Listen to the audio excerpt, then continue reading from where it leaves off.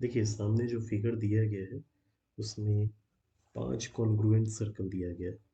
पांचों congruent circle का radius 1 centimetre है, एज वेल एज यहाँ पे कॉर्ड का लेंथ भी 1 सेंटीमीटर दिया गया है। हमें क्या करना है, ये जो डॉटेड रीजन्स जो है, इन डॉटेड रीजन्स का ही एरिया निकालना है।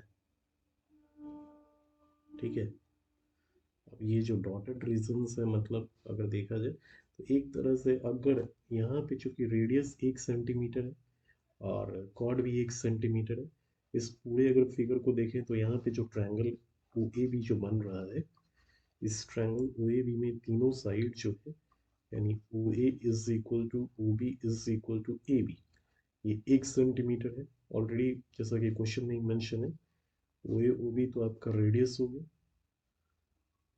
क्वेश्चन में मेंशन है कि रेडियस 1 सेंटीमीटर है, और ए बी आपका कॉर्ड हो गया, ये भी मेंशन है 1 सेंटीमीटर है। एक ट्रायंगल का तीनों साइड इक्वल होता है तो उस ट्रायंगल को इक्विलैटरल ट्रायंगल बोलते हैं।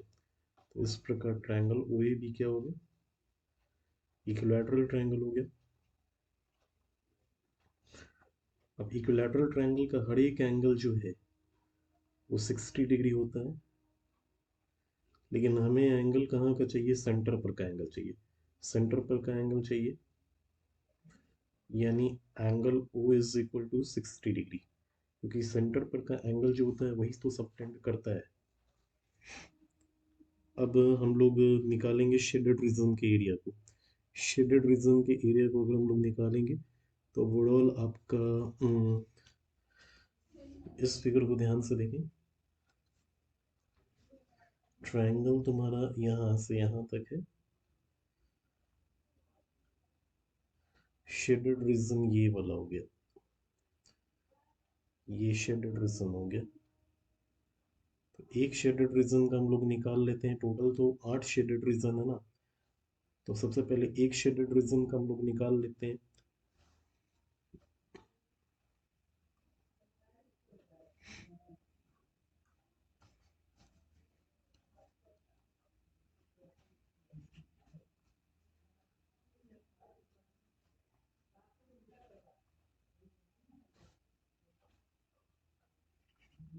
एरिया ऑफ सेक्टर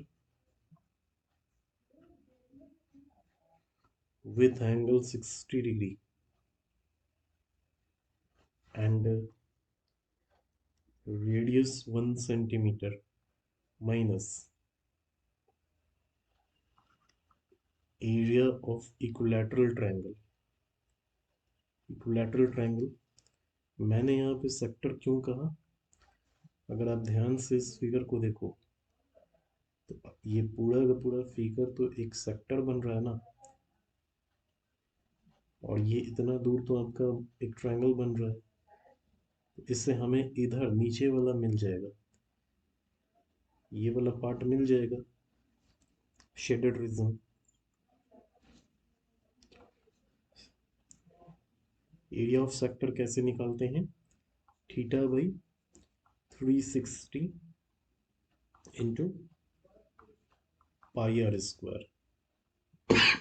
और इक्विलैटरल ट्रायंगल के एरिया निकालने का फॉर्मूला क्या है, √3/4 ए स्क्वायर यानी साइड स्क्वायर। वैल्यूज पुट करेंगे, क्योंकि सेंटर पे एंगल सबटेंड 60 डिग्री का हो रहा है। रेडियस 1 सेंटीमीटर का है, यानी 1 का स्क्वायर कर देंगे, √3/4 साइड स्क्वायर। ट्रायंगल का हर एक साइड जो था 1 सेंटीमीटर था, यानी 1 का स्क्वायर हो जाएगा। इस प्रकार यहाँ पे 60/360 को अगर कट करेंगे तो वैल्यू 6 आएगा, 1/6, तो पाई/6 हो गया इधर से, है ना। और इधर हम लोग करते हैं, √3/4 को 1 के स्क्वायर से मल्टीप्लाई करते हैं तो √3/4 ही रहेगा। तो एक शेडेड रीजन का एरिया मिल गया।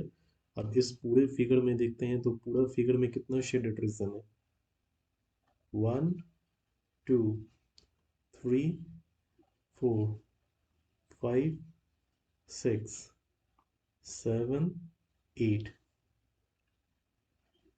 टोटल 8 शेडेड रीजन है ना।